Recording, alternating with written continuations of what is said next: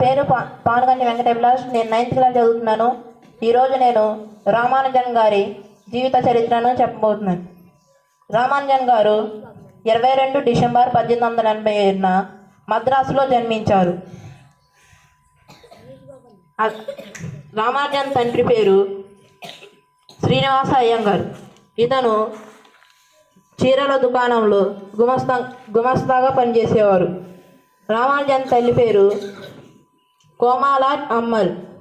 ఈమె గృహిణి మరియు ఊర్లో ఉండే గుడిలో పాటలు పాడేది. శ్రీనివాస రామానుజన్ భారతదేశంలో గణిత శాస్త్రవేత్తలు. అతను గణిత మేధావులలో ఒకరుగా పేరు పొందారు. శ్రీనివాస రామానుజన్ 9 ఏళ్ల జానకి అమ్మాలతో వివాహం జరిగింది. శ్రీనివాస రామానుజన్ గారికి 1889లో మసూచి వ్యాధి సోకింది. అప్పుడు ఆ ఊర్లో ఉన్న అందరూ చనిపోయారు, కానీ శ్రీనివాస రామానుజన్ గారు బ్రతికారు. తర్వాత తల్లితో పాటు అతను చెన్నైకి దగ్గరలో ఉన్న కాంచీపురంలో అమ్మమ్మ వాళ్ళ ఇంటికి వెళ్ళారు. అక్కడ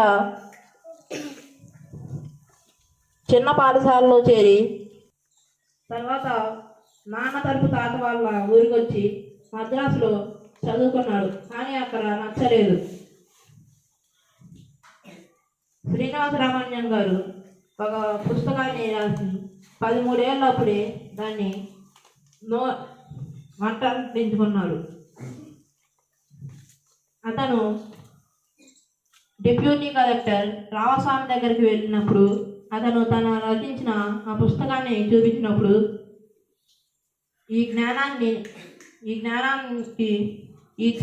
ఈ రెవెన్యూ ఉద్యోగం ఇచ్చి అవమానపరచలేను అని చెప్పి రామస్వామి నెల్లూరు జిల్లా కలెక్టర్ రామచంద్రరావు దగ్గరికి పంపించారు. అప్పుడు ఆయన కూడా ఆశ్చర్యపోయాడు. ఒకసారి రామానుజన్ గారికి ఆరోగ్యం బాగోలేక హాస్పిటల్లో ఉన్నప్పుడు హార్టీ అనే వ్యక్తి అతన్ని చూడడానికి వెళ్ళారు. అక్కడికి వెళ్ళాక వాళ్ళిద్దరి సమావేశం మధ్య నేను ఈరోజు వచ్చిన ట్యాక్సీ నెంబర్ 1729 అని చెప్తే దానికి ఏ ప్రత్యేకత లేదు అని అన్నారు. అయితే అప్పుడు రామానుజన్ గారు అది 2 చిన్న గణాల మొత్తాన్ని కలిపి రాయగలిగే చిన్న సంఖ్య అని చెప్పారు.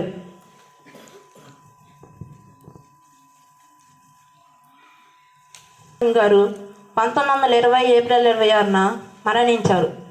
ఈ అవకాశం ఇచ్చిన మీ అందరికీ ధన్యవాదాలు. Very good. అలా నిదానంగా చెప్తా ఉంటే మనకి తెలియని పాయింట్స్ కూడా మనకి మనసులోకి వచ్చేస్తాయి. ఫాస్ట్గా ఎప్పుడు చెప్పకూడదు. చాలా చక్కగా